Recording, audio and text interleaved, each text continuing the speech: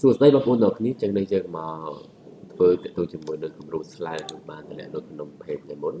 បាទចឹងដើម្បីយើងបានទម្រង់បែបហ្នឹងតើយើងទៅធ្វើមិនខ្លះតោះឥឡូវយើងចូលទៅធ្វើទាំងអស់គ្នាមក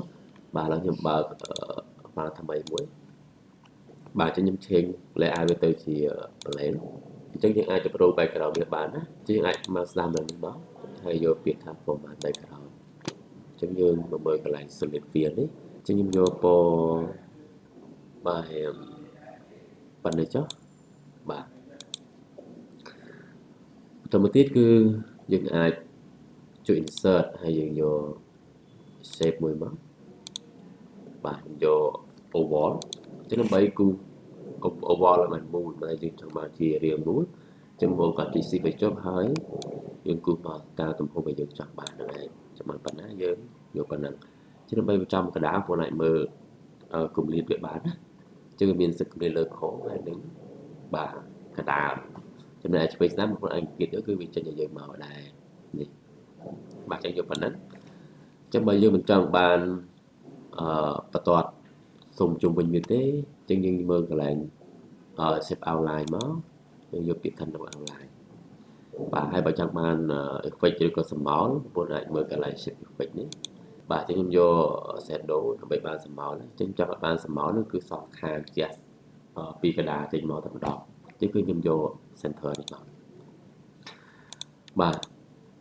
អញ្ចឹងដល់ពេលយើងចង់បានអក្សរគឺយើងដូចគ្នាអញ្ចឹងយើងចូលកន្លែង insert ហើយយក shape បាទយក text box ឬក៏នៅខាងក្រោមនេះក៏បានអញ្ចឹងយើងយកមកគូសមកដើម្បីសេអក្សររបស់យើងបាទអញ្ចឹងយើងបដូរ font មកតើអក្សរយើងចង់ប្រើប៉ុណ្ណាដើម្បីបានអក្សរបងប្អូនគ្រាន់តែចូលក្នុង insert shape យក text box កន្លែងនេះក៏បានចូលនេះក៏បានដូចតែគ្នាទេអញ្ចឹងយើងយកមកគូសមកបាទអញ្ចឹង font ដែលយើងចង់ប្រើយកប្រើ font អីទីខ្ញុំប្រើ font ប្រភេទខ្មែរដែរមូលឡើងអញ្ចឹងបាទមូលឡើង ចឹងខ្ញុំសរសេរមកបាទជួយយកអក្សរមកចុចក្រោមបាត់ជាយើងអាចយកទៅពេលក៏បានដែរតែបើអាចពេកប៉ុនទៀតយើងអាចយកធ្វើមកសមរូបមានស្លាយប៉ុណ្ណាប៉ុណ្្នឹងទៅចឹងពោខ្ញុំដូរយកពណ៌សបាទខ្ញុំយកទៅ center ចុះស្នុកហើយយើងនេះណាបាទជាយើងអាចតឡើងប៉ុនថែមវាទៅមកវាគឺពេកអូខេវាប៉ុណ្ណាពេលចឹងកណ្ដាលចេញកាយបែបនេះគឺវាចំកណ្ដាលនៃកណ្ដាលការងាររបស់យើងដែរប៉ុណ្ណាចឹងចង់បាន logo ចង់បានខាងនេះក៏បានចង់ខាងនេះក៏បានស្អាតជាងទេចឹងបើយើងចង់បានដាក់អីបន្ថែមដើម្បីសម្គាល់ថាឲ្យវាផ្លាយយើងអាចចូល insert ដើម្បីគូរប៉ុណ្ណា shape បាទចឹងយើងយករាងដែលយើងចង់បានទីហោយករាងនេះចុះចឹងយើងអាចគូរទៅតាមទំហំដែលយើងចង់បានទីហោប៉ុណ្ណឹងខ្ញុំដោះយក outline នេះចេញដែរចឹងដើម្បីបង្វិលបាទចាំបងប្អូនអាចមើលកន្លែង shape format ណាហើយមើល iron tag ចឹងខ្ញុំយកបាទចេះមួយសិនមកហើយយើងមកយកចេះវិញបាទយើងអាចសេទៅតាមគម្រោងយើងចង់បានហើយបើតូចពេកយើងអាចពៀនបន្ថែមអូខេប៉ុណ្្នេះទៅដូចគ្នាបើយើងចង់បានសំណល់យើងយកសិបពេកយើងមកណានេះខាងលើនេះ present នេះយើងយកមកខាងឆ្វេងមកព្រោះយើងចង់ជះចេញមកចូលក្នុងនេះគឺខាងឆ្វេងបាទអញ្ចឹងយើងទៅយក logo របស់យើងមកបាទជា logo របស់យើង copy មកហើយយើងយកមកផាសនៅក្នុងกระดาษការងាររបស់យើងមកអញ្ចឹងសម្រាប់រូបភាពពេលបងប្អូនចង់រូបភាពណាតែខ្ញុំឃើញបងប្អូនមួយចំនួនដែលគាត់អាចនឹងប្រើប្រាស់ទៅលើរូបភាពនេះខុសអញ្ចឹងដើម្បីយើងប្រៀបរូបភាពឲ្យបានត្រឹមត្រូវទៅតាមទម្រង់ដើមរបស់រូបភាពរបស់គេគឺយើងពីវានៅជ្រុងណាក៏បានដែរទាំង4ហ្នឹងអញ្ចឹងបើយើងចង់ប្រួលទីចូលក្នុងមកទៅតាមទំហំយើងចង់បានប៉ុណ្ណាបាទគេខ្ញុំយកប៉ុណ្ណាចឹងវាឈ្មោះប្រហែលខ្ញុំ copy មកអស់ដើម្បីយើងងាយស្រួលក្នុងការលឿនយ៉ាងទៅតែខ្ញុំមកដាក់នៅក្នុងនេះរបស់យើងទេបាទដាក់ខាងក្រោមការងាររបស់យើងយើងចង់ដាក់ខាងណាក៏បានឆ្វេងក៏បានស្ដាំក៏បានស្រែកយើងហើយយើងទីវាចូលវិញព្រោះកន្លែងនេះគឺវាអត់បរិហារទៅពេលយើងទីយើងអូខេចឹងខ្ញុំដាក់ខាងកូននេះដែរចុះអញ្ចឹងចុច Ctrl D ដើម្បី duplicate slide ខ្ញុំប្រើ slide ដែរទេយ៉ា chứ nhưng ai lục bạn cháu bà anh ấy tục tại tục phở các bạn này so với dân tục đại đã chứ dân cu bà snow này mùi vậy chứ dân chui insert hay do shape cái này chứ nhưng vừa cũng còn cũng chứ dân cũng có dân trăm ra tụm bụng bà ná bà một bộ lại của bà nâng máu chứ nhưng mà trong bàn không lại thế để vô tịch cho phịch cái tình máu chứ nhưng vô một hàng snap nó bởi bà hai hàng đấy đó của sói cứ lên theo cảm vào chứ thì một hàng đi máu các bạn cho nên bây giờ so mà lờ một bộ này dịch mà làm lờ biệt tấn gió trưng tụt tọt nó khác lại cho nên mình cũng bảo là bộ này mở cái lại sẽ format hay giờ mở rotate cái kia nữa thì ta dùng cho một cái hàng ná bài dùng hàng được màu cho nên lại ná hay pana như vậy thằng nắng và chắc nên sao đồ cũ bị tao hàng khổ đại cho nên vô bên là hai mấy trăm đại và start vô liên tục cho nên pana thì họ pana chó và chắc mà bộ ai thôi là bạn sang dùng có video thường mê cho nên chân trái để nhận okต่อมาទៀតយ៉ាពីជំនាន់ប៉ុណ្ណឹងអញ្ចឹងយើងត្រូវការនេះបបឬក៏យើងយករូបដាក់របស់យើងទៅបន្តបាទអញ្ចឹងយើងអាចសេរីទៅតាមកន្លែងយើងចង់បានមកណាយើងចង់បានប៉ុណ្ណាយើងអាចសេរីទៅតាមហ្នឹងបាទអញ្ចឹងចង់បានវានៅត្រឹមនេះអូខេអញ្ចឹងយើងចុច control F2 មកដើម្បីយើងបានប្រកបទៅទៀតបាទអញ្ចឹងដើម្បី improve វាឲ្យត្រង់យើងអាចចុច key shift ឲ្យជាប់មកចឹងបីងាយស្រួលក្នុងការធ្វើបងប្អូនអាចយក menu ហើយយកឲ្យ grid ជួយមានបន្តដែលយើងមើលអញ្ចឹងយើងចង់បានបណ្ណាយើងងាយស្រួលក្នុងការស្រេចវាអញ្ចឹងណា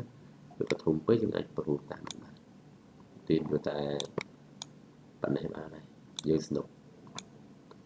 ដាក់ save តាមខទៅទៀតហើយដូចគ្នាដែរយើងអាចស្រេចមើលតើយកទីតាំងបណ្ណាthì chẳngយកបណ្ណាចុះបាទចឹងខ្ញុំចុច control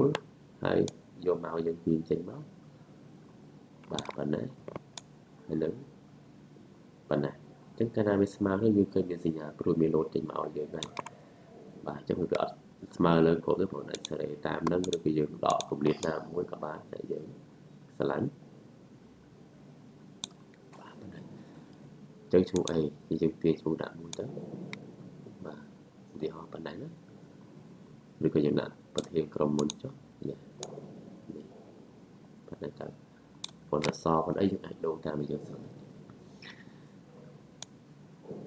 យ៉ាឥឡូវយើងដល់វគ្គយើងដាក់រូបម្ដងហើយដោយសាររបស់ខ្ញុំគឺវាមាន background ខាងក្រោយផ្សេងគ្នាទៀតបាទចឹងបងប្អូនអាចប្រើ save ទៅលើbackground របស់យើងដើម្បីយើងអាចដាក់ background ទៅតាមនឹងបានអញ្ចឹង background របស់យើងចង់ឲ្យវាលោតចរិតអីបងប្អូនអាចប្រើប្រាស់តាមវាយើងចង់បានមកអូខេតោះឥឡូវយើងចង់បាន background អីផ្សេងខ្ញុំដាក់រូបមួយសិនចឹងដាក់រូបមួយសិនណាចឹងដើម្បីដាក់រូបមួយក្នុងនេះបងប្អូនអាចចុចលើ shape របស់យើងហើយយក shape ហើយយក fill shape fill ណាបន្ទាប់មកយកពាក្យថា picture ហើយយើងយក from file មកបាទបន្ទាប់មកយើងទៅរកទីតាំងរូបរបស់យើងបាន insert ទុកនឹងមកខ្ញុំយករូបនេះចុះបាទ insert មកចឹងដើម្បីកុំឲ្យរូបរឿងវាខូចទុំទ្រាយនៅក្នុង set ចឹងបងប្អូនចូលកន្លែង format picture ហើយមើល crop thìយើងយកកន្លែង fill យើងអាចសេរីទៅតាមទំហំរូបភាពដែលយើងចង់បានកន្លែងណាឬក៏ផាតណាយើងអាចមើលមកស្អាតដែលយើងចង់បានមកបាទប៉ុណ្ណឹងហើយក៏ដូចគ្នាដែរចឹងយើង shape format បាទហើយយើងយក shape fill បាទហើយយកអីគេវិញបាទ picture ដូចគ្នាយើងចូលទៅយកមកthìយករូប picture ដូចគ្នាណាយើងចូលpicture format ហើយយក crop ហើយយក fill ចឹងយើងចង់បានរូបយើងតូចធំបង្ហាញប៉ុណ្ណាជាសេរីតាមបង្ហាញវាក៏ដូចគ្នាដែរបាទចឹងយក shape format shape fill picture ហើយចានេះជាងលឿនបន្តិចបងប្អូនអាចមើលតាមនឹងបាន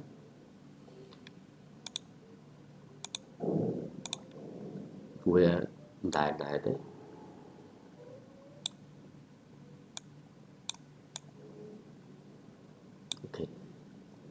នេះគឺអញ្ចឹងដែរ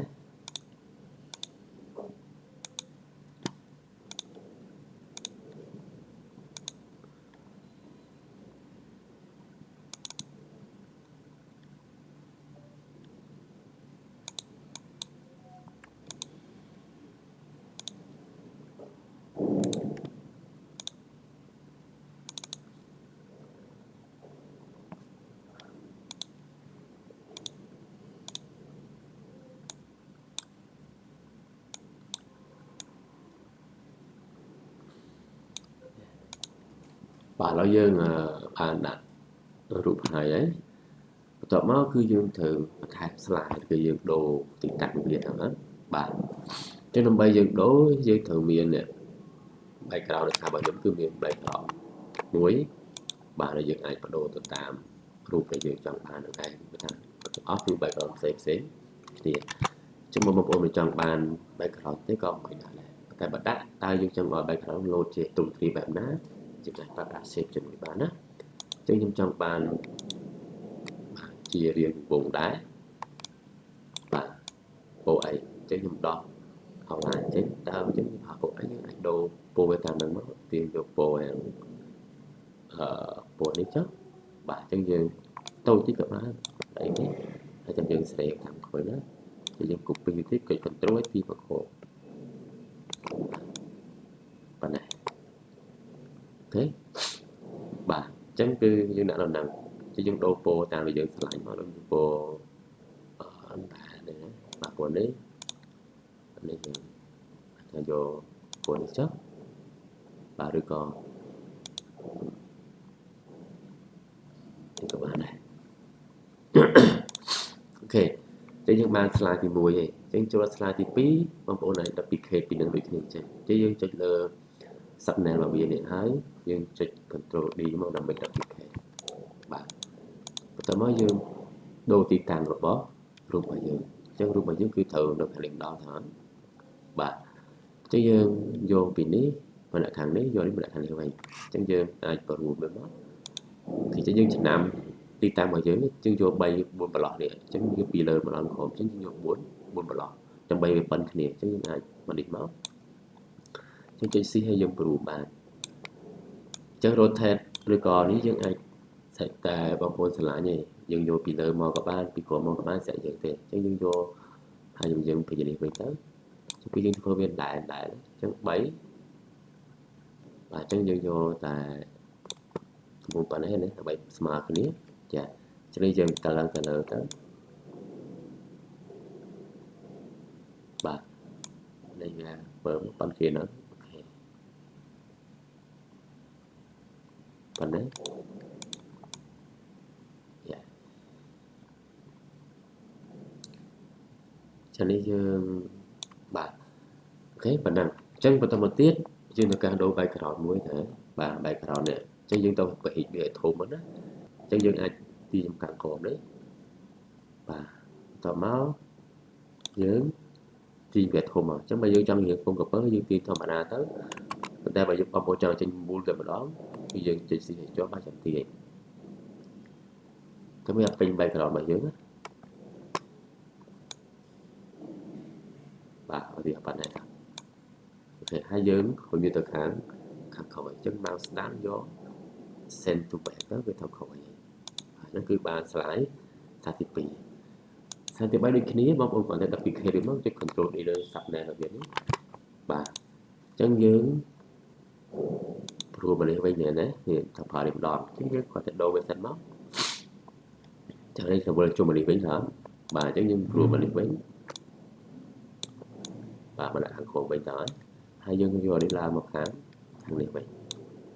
ហើយយើងស្លេចមកស្លេចយើងទាញវាធំតិចមកអញ្ចឹងយើងយក3កន្លោនទៅអត់វិញបាទប៉ុណ្ណេះទេចឹងយើងគ្រាន់វាឡើងទៅលើទៅបាទអញ្ចឹងប៉ុណ្ណាទៀតប៉ុណ្ណឹងយ៉ាហើយយើងដូចគ្នាយើងយកដាក់ខាងនេះមកហើយយើងទាញវាធំដូចគ្នាអញ្ចឹងបើយើងចង់ឲ្យមូលចុច C មកជាប់មកបាទទាញមកហើយចុច mouse ស្ដាំ send to back អានេះអាពណ៌ចាស់របស់យើងលុបទៅចោលតាមបាច់ប្រើអូខេចឹងមកដល់ slide មួយទៀតគឺយើងចុច control D ដូចគ្នាអញ្ចឹងចាចឹងយើងប្រូនេះចុះមកក្រោមបាទហើយយើងយកនេះមកខាងនេះវិញចឹងមកយើងបានវិញ3កាឡុំដែរអត់នេះ3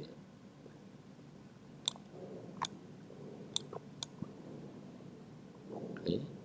ចឹងដើម្បីបើយើងនៅលំអិតវាស៊ីបែរយូរអញ្ចឹងខ្ញុំអាចយើងចិនឆៃបន្តិចហើយដើម្បីឲ្យវីដេអូវែងពេកបាទអញ្ចឹងយើងទីឡើងទៅលើវិញទៅពេលនេះយើងមកនេះវិញពហុតិចទៅណាបាទនេះគឺយើងយកវិដាក់ខាងនេះហើយយើងបើទីទៀតទៅវាលុបចោលទៅបាទហើយយើងទីខាងវិញស៊ីគឺប៉ុណ្ណឹងអញ្ចឹងមកស្ដាំយក send to back ដូចគ្នាអញ្ចឹងយើងបានមកហើយបន្តមកចាំបងប្អូនដូរឈ្មោះទៅតាមនោះតែខ្ញុំតាមបានដូរឈ្មោះទេនេះក៏នៅដែរឃើញទេអញ្ចឹងយើងទីនេះចេញវិញហើយយើងដាក់នេះចូលទៅបាទ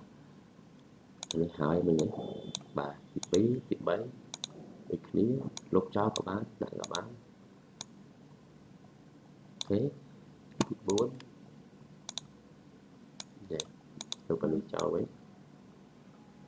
ប៉ុណ្ណាបាទឥឡូវយើងបានដាក់